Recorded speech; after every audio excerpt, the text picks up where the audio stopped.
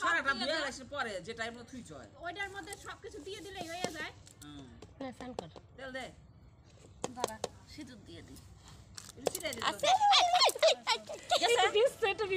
তারপরে ই করো আর শেয়ারের মধ্যে দিয়ে দিতে ওই তো দিতে যা যা যা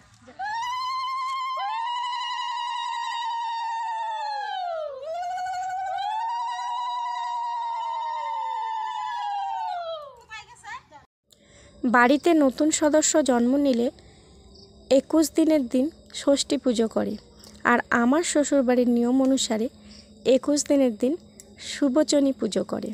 আর সুবচনী পুজোটা করতে হয় মেনলি শিলনোড়ার উপর তেল সিঁদুর রেখে আর একটা জলঘট আর সামান্য যেভাবেই যেটুকুই পারো প্রসাদ দেয়।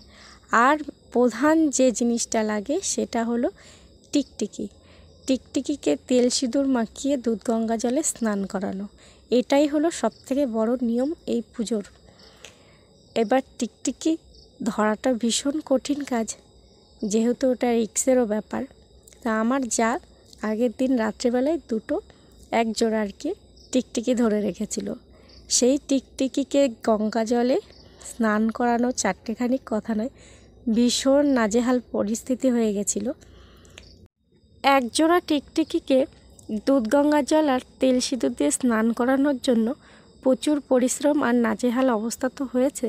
আর টিকটিকিগুলো প্রাণে বাঁচার জন্য এদিক ওদিক ছিটে ছিটে চলেই গেছে। যাই হোক কোনোরকম একটু দুধ গঙ্গার মধ্যে নেমেছিল, ওটাতেই বেশ হয়েছে। ওদেরও তো প্রাণের ভয় আছে, আর এদিকে আমাদেরও ভয় আছে যে টিকটিকিগুলো গায়ে উঠে যায় নাকি।